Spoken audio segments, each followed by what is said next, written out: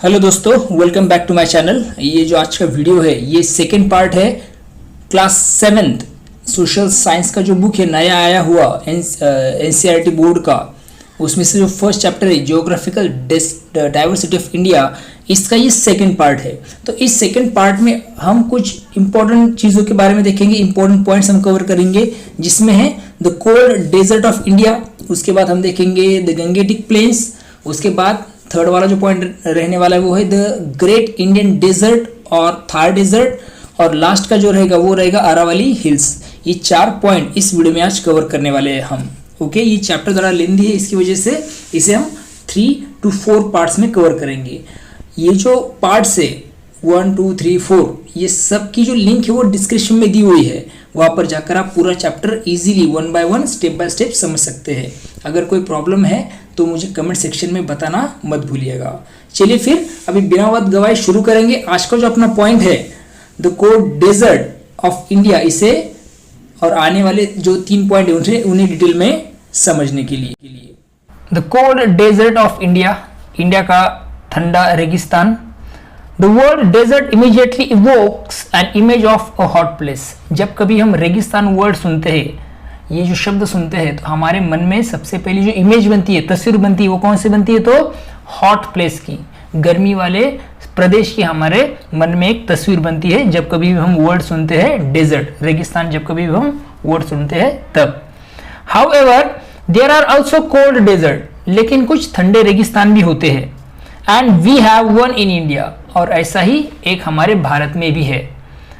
Ladakh is a cold desert where winter temperatures drop below -30 degree. Ladakh ऐसा ही एक ठंडा रेगिस्तान है जहां पे where winter temperature drop below -30 degree, जहां पे सर्दियों में जो तापमान होता है लद्दाख का वो -30 डिग्री से भी नीचे चला जाता है। ओके, तो ये there is very little rainfall, यहाँ पे बहुत कम बारिश होती है। और जमीन अगर जमीन देखी जाए तो the landscape is rugged with Rocky terrain, और यहाँ की जो जमीन होती है वो पथरीली होती है, रॉकी होती है। डीप वैलीज, जिसमें गहरी ऐसी घाटियां होती है, वैलीज होती है deep. Okay, and lakes such as Pangong so, और यहाँ पर झीलें भी होती है जैसे कि पेंगोंग झील। अंडरस्टैंड? सो का मतलब होता है लेक, जिसे हम झील कहते हैं। तो ये सब चीजें वहां पर लद्दाख में है। रॉकी टेरेन है, इसका मतलब कि पथरीली जमीन है पूरी तरह से, और बहुत गहरी ऐसी, क्या बोल सकते हैं उसे, वैलीज वहां पर है। ओके, तो ये देख सकते हैं कि इमेज भी दिख रहा है, देखो मून लैंड लद्दाख का ये इमेज है। The terrain here resembles that of the moon, ये इलाका जो है वो चांद की सतह जैसा है, मून के जैसा दिखता है वो। रिसेंबल मींस उसके जैसा दिखना। ओके, तो इलाका कैसे है? तो चांद की सतह जैसा है। Hence it is called moonland, तो इसीलिए इसे लोग मूनलैंड भी कहते हैं। जियोलॉजिस्ट्स explain the formation of this terrain as we saw earlier by the fact that mountains were folded when the Indian landmass collided with Eurasia। जैसे भूवैज्ञानिक हमें बताते हैं कि ये इलाका कैसे बना, तो क्या बताते हैं वो, जैसे पहले भी हमने देखा है कि भाई ये जो इंडियन लैंड मास है वो कोलाइड हो गया किसके साथ? यूरेशिया के साथ, और इसकी वजह से फोल्ड माउंटेन वहां पर बने, पर्वतों की जो परतें हैं वो मुड़ गई, फोल्डेड माउंटेन्स वहां पर बने। This folded portion was part of ocean, और ये जो फोल्डेड पोर्शन है, अंडरस्टैंड, ये पहले क्या था? तो पहले एक समंदर का हिस्सा था। यही फोल्डेड जो माउंटेन है वो पहले समंदर का हिस्सा थे। Understand? And so the rocks in this area are made largely of sand and clay, और यहाँ की जो चट्टाने हैं ये मुख्य रूप से सैंड मीन्स वालू और क्ले मीन्स चिकन मिट्टी से ये बनी हुई है। यहाँ की जो what we can say that, यहाँ के जो कुछ रॉक्स है वो कैसे बने हैं? तो सैंड और क्ले से वो मेनली बने हैं। Wind and rain have eroded the mountains into the shapes you see in the photograph. हवा और जिसे बोल सकते हैं बारिश ने क्या किया, तो यहाँ की जो चट्टाने हैं, माउंटेन, इनको काट काट कर जो आज की जो शेप देख रहे हैं आप फोटोग्राफ में, वैसे उसे बना दिया है। ओके, चलिए आगे क्या दिया है देखो। Despite the harsh conditions, okay, Ladakh में जो मौसम बहुत कठिन मौसम होता है, इसके अलावा understand, Ladakh is home to unique wild life like snow leopard, ibex and Tibetan antelope.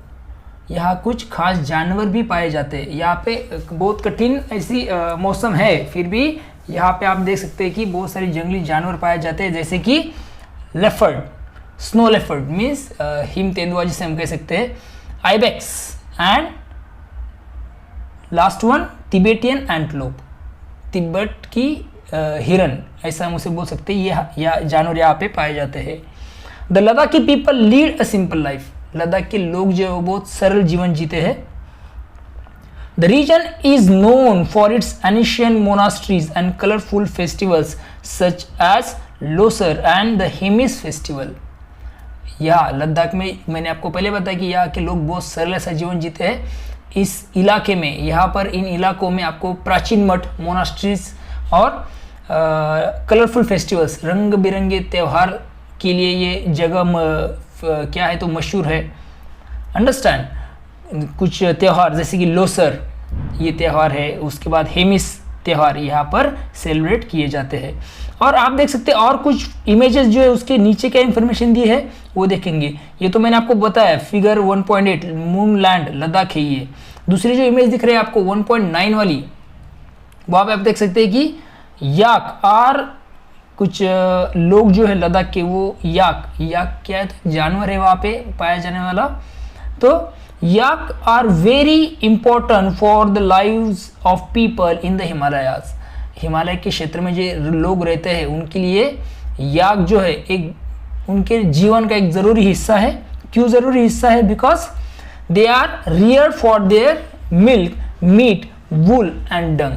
वो उन्हें पालते हैं, किसे? याक को पालते हैं।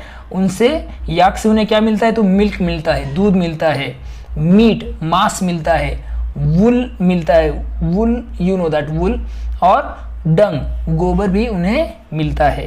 And also used for transport, और इसके अलावा सामान और उसकी यात्रा करने के लिए भी वो क्या करते हैं तो याक का यूज़ करते हैं। उसके बाद आगे वाला जो इमेज है वो दिख रहा है, दिखाओ कि पेंगोंग ये जो झील है उसका वो इमेज है, लद्दाख में है ये। और this lake has salty water, इसका जो पानी है वो नमकीन है, खारा होता है। Unlike other lakes, most of the other lakes, जैसे कि बाकी झील है, इससे ये थोड़ा सा अलग है क्योंकि इसका जो वाटर है वो सॉल्टी है, नमकीन है, खारा है। The saltiness is a result of minerals that dissolve from the surrounding mountain areas। और इसका जो पानी है पेंगोंग झील का नमकीन है, खारा, इसका कारण क्या है कि जो आजू बाजू के जो पहाड़ है वहाँ से बहकर मिनरल्स इस झील में आते जाते हैं, जिसकी वजह से ये जो उसे बोलते लेक है, इसका पानी जो है वो कैसा है तो खारा हो जाता है। क्यों? मिनरल्स इसमें आकर घुल जाते हैं, मिनरल्स को घुलने से ये जो वाटर है वो खारा बन गया है। ओके, अब इसके बाद हम देखेंगे Gangetic plain, the Gangetic plains, या फिर जिसे हम कहते हैं द गंगेटिक प्लेन। क्या दिया है देखो, जिसे हम गंगा का जो मैदानी भाग है उसे ये नाम दिया गया है। अभी आप इमेज में देख सकते हैं, देखो कि वो इमेज में दिखाया हुआ ऊपर है ना, जो दक्षिण हिमालय से दक्षिण की ओर है, that is a Gangetic plain. Understand?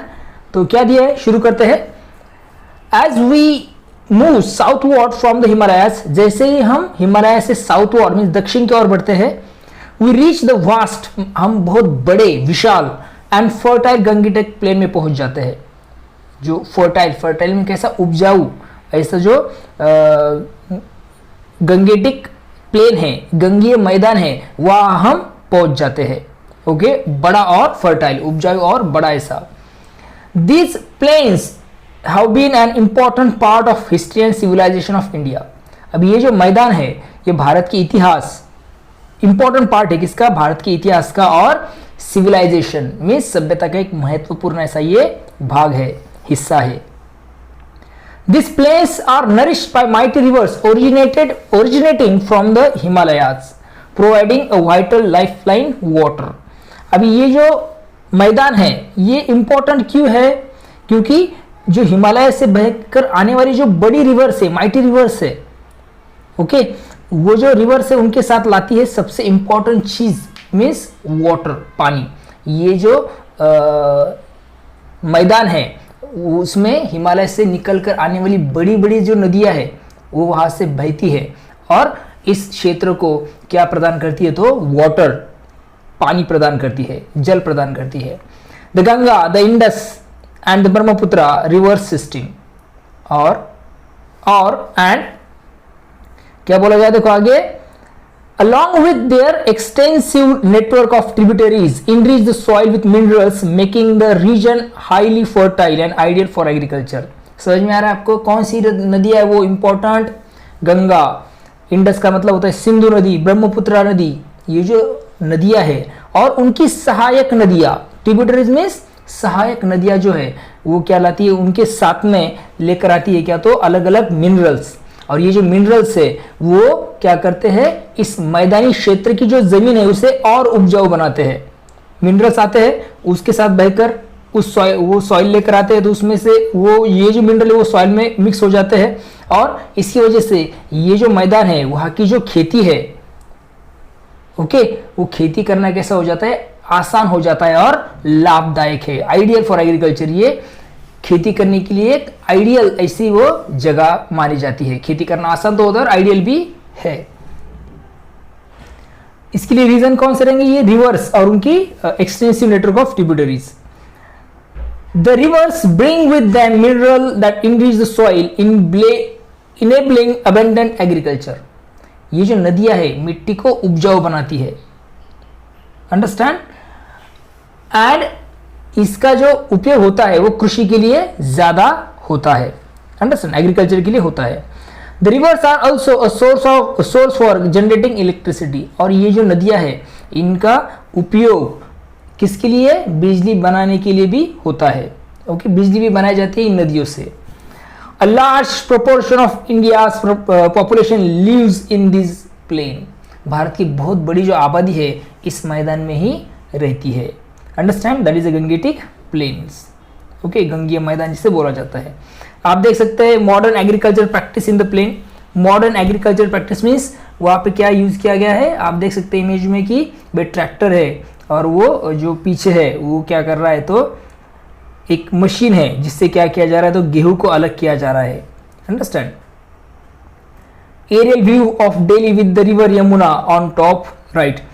Top से, एरियल मीन्स ऊपर से लिया गया व्यू है प्लेन से, अंडरस्टैंड, दिल्ली का। आप देख सकते हैं कि राइट रिवर जो है ऑन टॉप ऑफ राइट में रिवर यमुना है उसका ये इमेज है, अंडरस्टैंड। उसके बाद है multi cropping Uttar Pradesh. Multi cropping, एक साथ बहुत सारे क्रॉप्स को ग्रो किया जा रहा है उत्तर प्रदेश में। ये सब गंगेटिक प्लेन के पार्ट है। Rural women working in paddy field in West Bengal. Women जो है वो पैडी के खेती में काम कर रही है, कहाँ पे? वेस्ट बंगाल में। ये सब गंगेटिक प्लेन के ही पार्ट है। चलिए आगे बढ़ते हैं। अभी क्या दिया है? The flat land of the northern plains have allowed for the development of an elaborate transportation network. अभी ये जो फ्लैट लैंड है, मुझे इसका मतलब है कि जो गंगा की जो मैदानी क्षेत्र है वो कैसा है? तो फ्लैट है, मीन्स सपाट है, समतल है। इस वजह से ये जो समतल जमीन है इसकी वजह से एक क्या किया जा सकता है? तो डेवलप किया जाता है किसे? तो एक elaborate transportation system. Elaborate transport system means विस्तृत ऐसी परिवहन व्यवस्था को बनाने में इसकी मदद होती है। क्या रीजन इसके पीछे? Flat land of northern plane. उत्तरी जो मैदान है उसमें जमीन कैसी है? तो एक समतल है, इसकी वजह से ये सब चीज़ें पॉसिबल होती है। Road and railway networks facilitate the movement of people and goods over long distance. अब यहाँ की जो सड़कें हैं, उसके बाद रेलवे रूट्स है, अंडरस्टैंड, रेलवेज जिसे बोल सकते हैं, रेल मार्ग है, ये दोनों की वजह से या फिर ये दोनों सहायक है, मददगार है। किस लिए? The movement of people and good over long distance. लोग या फिर सामान, ये दोनों भी चीज़ें दूर दूर तक ले जाने के लिए ये कैसा है? तो बेनिफिशियल है, okay. as you will see in the tapestry of the past chapter, the Ganga, the Brahmaputra and other rivers have been used for millennia for travel and trade. अभी आने वाला जो चैप्टर है टैपेस्ट्री ऑफ द पास्ट, उसमें आप पढ़ेंगे कि भाई ये जो गंगा रिवर है, ब्रह्मपुत्रा है और कुछ अन्य ऐसी नदियाँ हैं, other rivers have been use, इनका यूज जो है वो हज़ारों वर्षों से किस लिए हो रहा है, तो ट्रैवल एंड ट्रेड, यात्रा और व्यापार के लिए इसका उपयोग किया जा रहा है। ये हम पढ़ने वाले आने वाले चैप्टर में। अभी दो एक दिया है देखो यहाँ पे, modern of transport in Gangetic plain, इसे बोल सकते हैं हम आधुनिक ऐसी परिवहन व्यवस्था आप देख सकते हैं, अंडरस्टैंड, प्लेन में रेलवे मार्ग दिया है, जल मार्ग दिया है।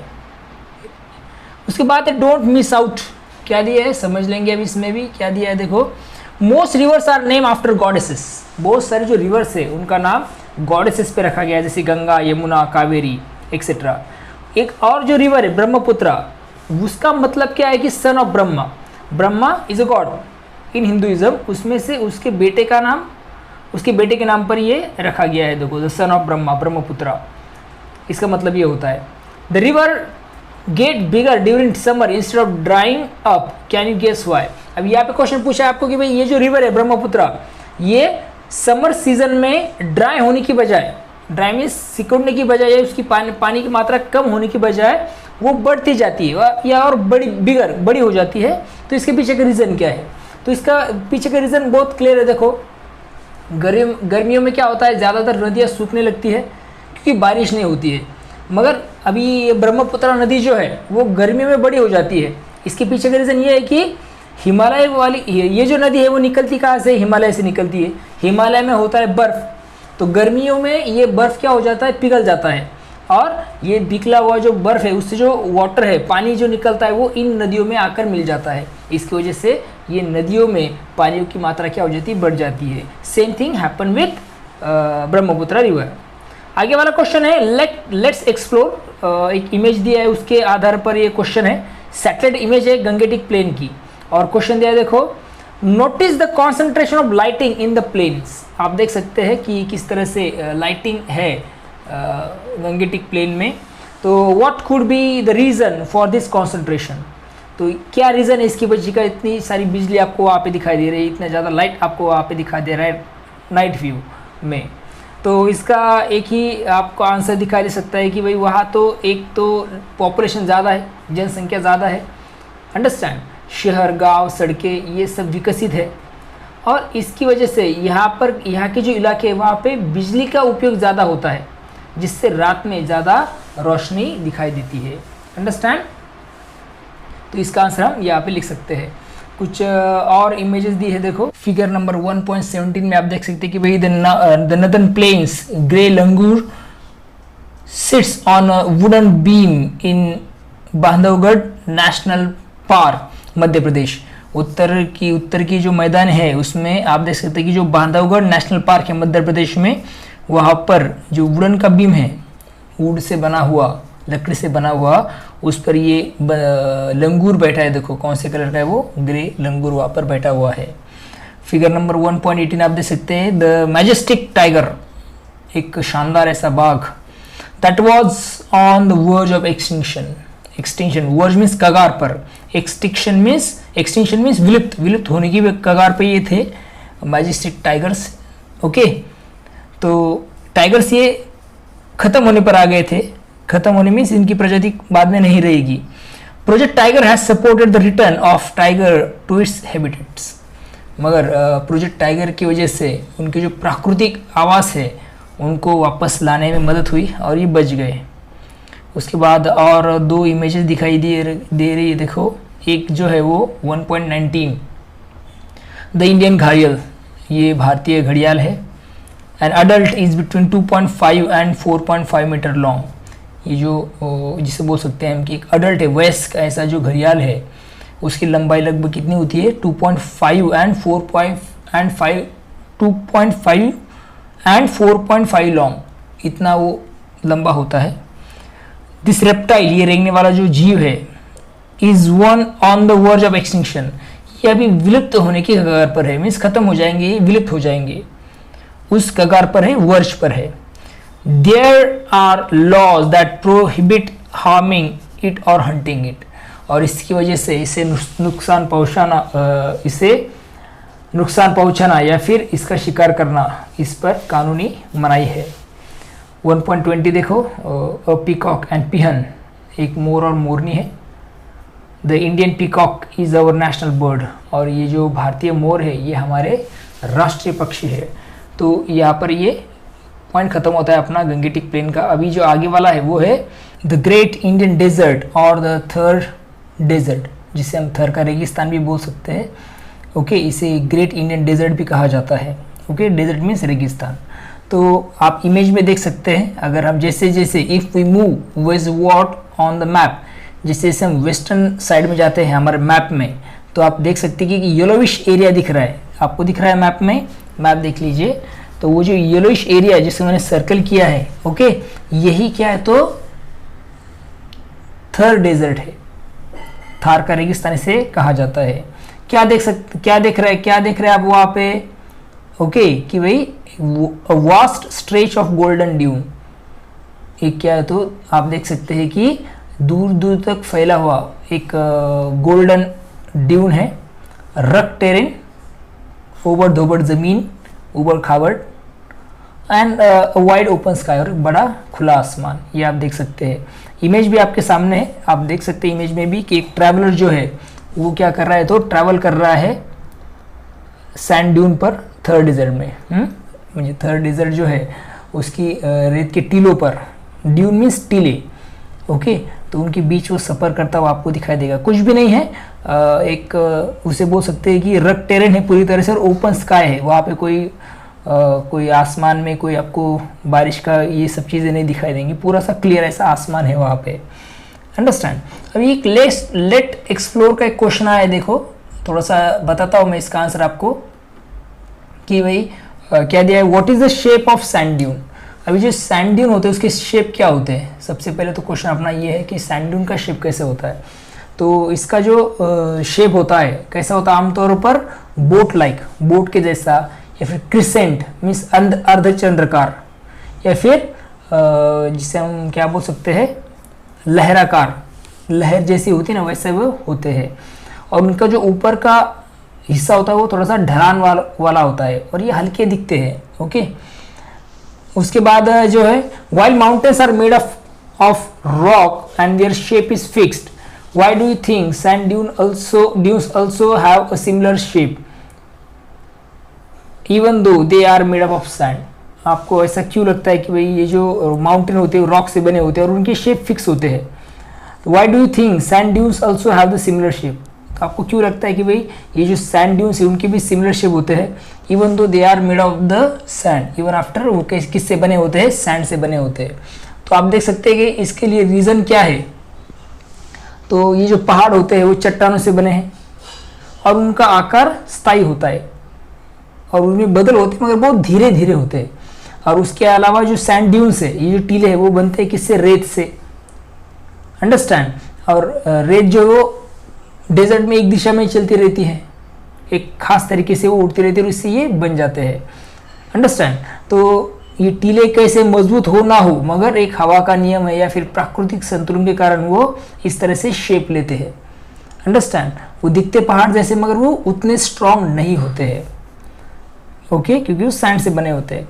अभी ये एक किला आपको दिख रहा है, क्या ये जैसलमेर का किला है।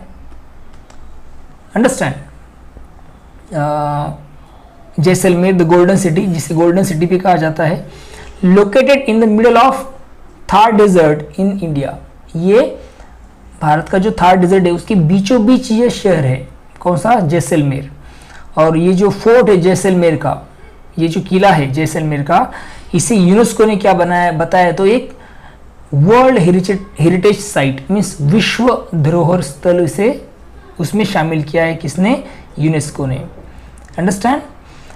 उसके बाद हम आगे बढ़ रहे हैं, क्या दिया है देखो, sand dunes are formed when the wind shifts and shape the sand into hill like formation. अभी जो सैंड ड्यून है, सैंड ड्यून्स का मतलब मैंने आपको पहले भी बताया, रेत के टीले बड़े बड़े, ये कब बनते हैं, दे आर फॉर्म, ये तब बनते हैं जब विंड शिफ्ट, हवा रेत को क्या करती है तो शिफ्ट करती है, शेप में कन्वर्ट करती है हिल लाइक फॉर्मेशन में।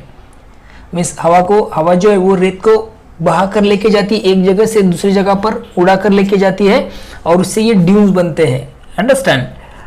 उसके बाद दिया है उनका फॉर्मेशन कैसा है, हिल लाइक, हिल के जैसा वो दिखता है। Sometime this rise as high as 150 metres, कभी कभी ये कितने बड़े होते हैं, 150 मीटर तक ऊंचे हो सकते हैं। राइज मीन्स ऊंचा होना, कितने मीटर तक, 150 मीटर तक। The Thar is a vast arid region, ये एक बहुत बड़ा सूखा ऐसा क्षेत्र है, शुष्क सूखा ऐसा क्षेत्र है Thar. Most of it lies within India, spanning the state of Rajasthan, Gujarat, Punjab and Haryana. इसका जो अधिकतर भाग है थार डेजर्ट का वो इंडिया में है। और कौन से स्टेट्स में ये ज्यादा है तो राजस्थान, गुजरात, पंजाब और हरियाणा में ये ज्यादा है। क्या ये जो डेजर्ट है वो। The desert act as a natural barrier due to the harsh condition that deter human and animal movement, including very high daytime temperatures, cold nights as well as lack of access of water. अभी ये जो रेगिस्तान है, ये जो desert एक प्राकृतिक बाधा की तरह काम करता है। ओके, इसके पीछे कौन सी प्राकृतिक बाधा है, यहाँ पर है high temperature, high day time temperature, दिन में बहुत ज्यादा गर्मी है, कोल्ड नाइट, ठंडी रातें, ओके, और lack of access to water, और पानी की कमी। इस वजह से जो ह्यूमन है या फिर एनिमल मूवमेंट है, इसकी जो मूवमेंट है ये क्या हो जाती है, उसके लिए बहुत ज्यादा मुश्किलें बनती है because of all these reasons. ये सब रीजंस कौन से reasons, very high day time temperature, cold night as well as lack of access to water. इसके बाद देखो, people living in the Thar have adapted their way of life to the place and what it offers. Food habits, clothing and lifestyle are suited to these harsh condition. यहाँ पे जो रहने वाले लोग हैं थार डेजर्ट में, उन्होंने क्या किया तो अपने जीवन को इन परिस्थितियों में, ये जो परिस्थितियां है उसमें खुद को उन्होंने एक्सेप्ट कर लिया, इन परिस्थितियों को एक्सेप्ट कर लिया और उसमें उन्होंने खुद को ढाल लिया है। और उसका ही इम्पैक्ट उनके खान पान पर, मीन्स उनकी फूड हैबिट भी इसी अनुरूप है, उस जो कंडीशन है उसके अनुरूप वो खाते पीते हैं, उनके कपड़े भी उसी परिस्थिति के अनुसार है, और लाइफस्टाइल, वो जो रहन सहन, ये सब चीजें जो है ये सब वो उसी प्रकार के हैं जो उस वातावरण को अनुकूल है। ओके, अभी एक और इमेज दिख रही है, देखो आपको, कैमल है और एक वेंडर है। क्या दिया, देखो, camel vendor at the Pushkar Mela at the edge of Thar desert. आप देख सकते हैं कि भाई एक कैमल वेंडर है, मीन्स ऊंट बेचने वाला जो है वो पुष्कर मेले में, पुष्कर जो मेला है, ओके, और ये जो पुष्कर मेला होता है वो कहाँ पर होता है तो ये जो थार का डेजर्ट है उसी किनारे पर ये होता है, एज किनारे पर होता है, तो वहाँ का ये इमेज है। चलो आगे बढ़ते हैं। डोंट मिस आउट, कुछ इंफॉर्मेशन दी है और हमें ये मिस नहीं करनी है। चलो अभी वो समझते हैं। डोंट मिस आउट में तो पहले दो इमेज दिए, देखो, एक जो लेफ्ट साइड की जो इमेज है जहाँ पर विमेन आपको दिख रही है कि वो महिलाएं जो है वो घर में क्या कर रही है तो पानी लेके जा रही है। कहाँ से, बहुत घर से बहुत दूर जगह से वो पानी लेकर आ रही है उनके घर में। अंडरस्टैंड। तो ये जो सोर्स है पानी का वो उनके घर से कैसे तो बहुत दूर है, और समस्या दिख रही है हमें पानी की, कितनी ज़्यादा समस्या है एक्चुअली डेजर्ट में, ये आप समझ सकते हैं इससे। और राइट साइड में जो इमेज दिख रही है वो क्या है तो रेन वाटर हार्वेस्टिंग का स्ट्रक्चर है वो एक गांव में। तो ये दो इमेजेस है। तो क्या दिया है, देखो, इंफॉर्मेशन जो दी गई है, water is scarce in the desert. Scarce means कम, बहुत कम। जो रेगिस्तान है या फिर डेजर्ट है वहाँ पर जो वाटर है, पानी है, वो कैसा होता है, बहुत कम होता है। Women often need to travel long distance every day to fetch water for their families. और जो औरतें हैं, महिलाएं हैं, कहाँ पे, रेगिस्तान में, उन्हें अक्सर हर दिन अपने परिवार के लिए अगर पानी लाना है तो उन्हें बहुत दूर तक पैदल जाना होता है। ये इमेज में भी आप देख सकते हैं। So the traditional method for cleaning utensil is to score them with sand until they are clean. अभी वहाँ पर अभी जैसे आप देखेंगे, अगर रेगिस्तान छोड़ के अगर अपने इंडिया की दूसरी जगहों पर जाएंगे आप, तो यूटेंसिल्स जो बर्तन होते हैं उसे पानी से साफ किया जाता है, मगर वहाँ पे अलग सिस्टम है। कहाँ पे? डेजर्ट में। वहाँ पे कैसे बर्तन साफ किए जाते हैं? तो उनका एक पारंपरिक तरीका है, ट्रेडिशनल मेथड है उनकी। और वो क्या है कि वो क्या करते हैं, तो वो बर्तन जो है वो साफ करते हैं, उन्हें रगड़ कर साफ करते हैं रेत के साथ। मीन्स रेत का यूज किया जाता है, उस रेत को रगड़ा जाता है बर्तन को, और उस तरह से बर्तन साफ किए जाते हैं। Understand? With sand until they are clean. A little water can be use for a light rinse. Rinse का मतलब होता है हल्के से धोना, और बहुत कम वाटर यूज किया जाता है बर्तन को साफ करने के लिए। एक हल्का पानी से उसे धोया जाता है बर्तन को लास्ट में। The water use for rinsing is reuse for purpose like watering a plant. अब ये जो पानी बर्तन धोने के लिए इस्तेमाल किया गया था, उसे फिर से पौधों को, इसका मतलब उसको पौधों को देने के लिए भी, प्लांट को वही पानी जो है जो रिंसिंग के लिए यूज किया गया था, उसका यूज फिर से प्लांट्स को देने के लिए किया जाता है। मीन्स वाटर वो बिल्कुल भी उसका क्या नहीं होते, तो खत्म नहीं होने देते, या फिर उसका अच्छे से यूज करते हैं। वो पहले तो हल्के से उसे बर्तन धोने के लिए, और वो जो बर्तन धोने के बाद में जो पानी है वो फिर से वो प्लांट को देते हैं। So the next time you leave the tap running, remember the people of Thar desert. जब कभी भी, अगली बार आप कभी भी नल खुला छोड़े, तो थोड़ा सा रेगिस्तान के लोगों के बारे में जरूर याद करना है आपको। Remember the people of Thar desert. Rajasthan is also famous for its ingenious water conservation method. Ingenious means अनोखा, समझदारी से ऐसे जो बनाया गया अनोखा एक जो सिस्टम है राजस्थान के लोगों का। किसके बारे में? वाटर कंजर्वेशन मेथड के बारे में। जो जल संरक्षण वो करते हैं, उसका तरीका भी थोड़ा सा अनोखा है उनका। कैसा है? वो क्या बनाते हैं? टंकास बनाते हैं, कुंड बनाते हैं। ये थोड़ा सा अनोखा मेथड है। These are special water collection systems that store rainwater, often for drinking purpose. ये थोड़ा सा जो अनोखा दिखने वाला जो सिस्टम है वाटर को कलेक्ट करने का, उस जिसमें क्या किया जाता है, जो रेन का जो वाटर है वो इकट्ठा किया जाता है, और वो किस लिए इकट्ठा किया जाता है? For drinking purpose. ओके, तो इस तरह से आप उस डेजर्ट एरिया के बारे में समझ सकते हैं जो इंडिया में है। अभी अगला जो पॉइंट है वो है Aravalli hills. The Aravalli hills, okay, Aravalli की पहाड़ियाँ, जिसे हम अरावली की पर्वतमाला भी कह सकते हैं। तो एक बार फिर से मैप की तरफ हम वापस आ रहे हैं। देख सकते हैं आपकी भाई मैप में, जैसे जैसे हम जैसे जैसे आप स्लोली क्या होते हैं, थार डेजर्ट के ईस्ट साइड में जब आने लगते हैं आप, तो आपको वहाँ पे रेंजेस दिखाई देगी, हिल्स दिखाई देगी। तो वही क्या है, तो अरावली हिल्स है। तो मैंने आपको उसको कलर भी किया है, सर्कल किया है, आप देख सकते हैं कि that is the Aravalli hills.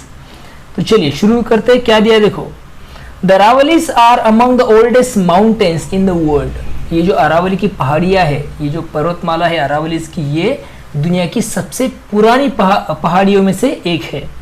Some 2.5 billion years old. कितने? करीबन करीब 2.5 अरब साल पुरानी, इतनी पुरानी ये माउंटेन रेंजेस है अरावली की। The range has many peaks and ridges. ये जो रेंज है या जो पहाड़ी की श्रृंखला है, इसमें कई चोटियां है, पीक्स है, और बहुत सारी धाराएं भी आपको यहाँ पे दिखाई देगी, ridges. Okay, although it's highest peak mount Abu. इसका जो सबसे ऊंचा शिखर है उसका नाम क्या है? Mount Abu.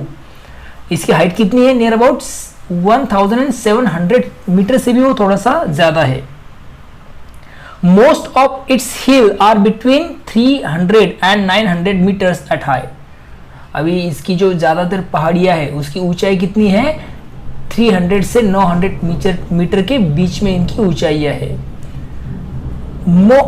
Isn't it fascinating that a drive of about 4.5 hours can take us from Mount Abu in the Aravallis to Jodhpur in the Thar Desert, a drive into a completely different geography.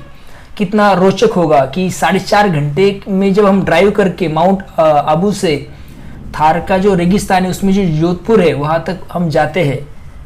थोड़ा सा अलग तरह का, इसका मतलब दो अलग अलग सिस्टम से, एक जगह पहाड़ियाँ है और उसके बहुत ही नज़दीक आप क्या दिखाई दे रहा है, तो डेजर्ट है थार का। तो ये एक जियोग्राफिकल टूर हो सकता है। अंडरस्टैंड? अलग जियोग्राफिकल स्ट्रक्चर में हम पहुंच जाते हैं। अभी ये कुछ इमेजेस आप देख रहे हैं, देखो लेफ्ट साइड में जो है कलरफुल दिख रही है ना, वो है अरावलीज का पार्ट है ये, जस्ट बियॉन्ड दिस रेंज। इस रेंज के बाद में थार डेजर्ट आता है। और राइट में देखो a part of Aravalli seen from the space. Space से अरावली रेंजेस कैसी दिखती है, अरावली हिल्स कैसी दिखती है, ये एक इमेज आप देख सकते हैं जो स्पेस से लिया गया फोटो है। लेट्स एक्सप्लोर में दिया, देखो look at the political map in the text book and identify the states that the range span. Did you see Delhi, Rajasthan, Haryana and Gujarat. अभी ये जो स्टेट्स है आपको आइडेंटिफाई करने हैं पॉलिटिकल मैप में, अंडरस्टैंड। तो आपके सामने ये मैप दिया है और ये जो स्टेट्स है उनको भी मैंने क्या कर दिया, सर्कल कर दिया है। इन स्टेट्स में इसकी रेंजेस है, किसकी, अरावलीज की रेंजेस है। Okay, I hope you are clear. आगे दिया है देखो, the Aravallis play a vital role in shaping the geography and climate of north western India. उत्तर पश्चिम जो है भारत का जो हिस्सा है, वहाँ का जो उत्तर पश्चिम का जो हिस्सा है भारत का, उसका भूगोल और उसके जो क्लाइमेट है उसको आकार देने में ये जो अरावली रेंजेस है या फिर अरावली हिल्स, ये बहुत इंपॉर्टेंट रोल प्ले करती है। One of its most important function is acting as natural barrier. सबसे इंपॉर्टेंट चीज ये है कि ये एक अहम भूमिका इसकी ये है कि ये एक प्राकृतिक दीवार है, एक प्राकृतिक दीवार की तरह एक काम करती है। कौन सी, अरावली हिल्स। और ये प्रिवेंट करती है the Thar desert from expanding further eastward. Means Thar का जो रेगिस्तान है उसे और आगे पूर्व की तरफ, ईस्ट की तरफ फैलने से ये जो अरावली हिल्स है ये रोकते हैं। You will read more about this later, आप और आगे भी इसके बारे में पढ़ेंगे। The Aravallis rich in minerals like marble, granite, zinc and copper have supported mining and construction activities for centuries. याद रखिए कि भाई ये जो अरावली हिल्स है वहां पे अलग अलग तरीके के इंपॉर्टेंट मिनरल्स पाए जाते हैं, खनिज जिसे बोला जाता है। कौन से वो मार्बल्स, ग्रेनाइट, जिंक और कॉपर, ये कुछ इंपॉर्टेंट ऐसे मिनरल्स यहाँ पर पाए जाते हैं, अंडरस्टैंड। और इसकी वजह से वहाँ पे ज़्यादा माइनिंग होती है और बहुत ज़्यादा कंस्ट्रक्शन के काम भी होते आ रहे हैं कहाँ पे, अरावलीज में। In fact evidence from its ancient mine at Zawar have shown that over 8 centuries ago Indians were the first in the world to master the delicate process of extraction of zinc। अगर आप देखेंगे उदयपुर के पास जो जावर नाम का एक पुरानी खान है और वहाँ पे सबूत मिले कि भाई वहाँ जो सबूत मिले वो बताते हैं कि करीब 800 से 800 साढ़े 800 साल पहले ही इंडिया के जो लोग थे, okay, they were the first in the world, वो पहले है इंडिया दुनिया में कि जो मास्टर बन चुके थे, किसमें माहिर हो चुके थे, वो किसमें, जिंक निकालने में, उसका एक्सट्रैक्शन करने में, ये जो जटिल डिफिकल्ट ऐसी प्रोसेस है उसे करने में वो मास्टर हो चुके थे। ऐसे बहुत सारे एविडेंसेस है पास्ट में। Historic forts such as Chittorgarh, okay, Chittorgarh है हिस्टोरिक ऐतिहासिक किला है ये। उसके बाद कुंभलगढ़ और रणथंभौर, ये कुछ इंपॉर्टेंट ऐसे हिस्टोरिक फोर्ट्स भी है। अभी ये जो इमेज दिख रही है आपको फिगर नंबर 1.26, वो इमेज है कुंभलगढ़ की, अंडरस्टैंड। ये जो फोर्ट है वो सराउंड है, अंडरस्टैंड। क्या दिया है, सबसे पहले रीड करता हूँ मैं। Kumbhalgarh fort surrounded by the Aravallis. Kumbhalgarh का जो किला है वो अरावली की पहाड़ियों से पूरी तरह से घिरा हुआ है, understand. This location in the hills proved to be an excellent deterrent to the enemy। और ये पहाड़ियों में ये जगह दुश्मनों को रोकने के लिए बहुत अच्छी साबित हुई। तो ये ऐसा किला वहाँ पर आपको दिखाई देगा, अंडरस्टैंड। आई होप कि आपको ये जो आज का जो वीडियो है इसमें जो हमने 4 पॉइंट डिस्कस किए हैं, the cold desert of India, the Gangetic plains, the great Indian desert जिसे हम थार डेजर्ट कहते हैं, और द अरावली हिल्स, ये चारों भी आपको अच्छे से समझ में आ गए हैं। इसकी जो पूरा जो चैप्टर है उसकी जो लिंक है 3rd पार्ट और 4th पार्ट की, वो डिस्क्रिप्शन में दी है, वहाँ पे जाकर आप चैप्टर को पूरी तरह से समझ सकते हैं। अगर आपको कोई समस्या है, कोई प्रॉब्लम है, आप पे अगर कोई क्वेश्चन है, कोई सुझाव है, तो मुझे कमेंट सेक्शन में बताना मत भूलिएगा। चैनल को लाइक, शेयर और सब्सक्राइब ज़रूर कीजिएगा। अपने दोस्तों के साथ अपना वीडियो ज़रूर शेयर कीजिए। ओके, तो चलिए फिर मिलते हैं नए वीडियो के साथ। देखते रहिए सुबोध फाउंडेशन हिंदी, ये अपना यूट्यूब चैनल। तब तक के लिए thank you and take care.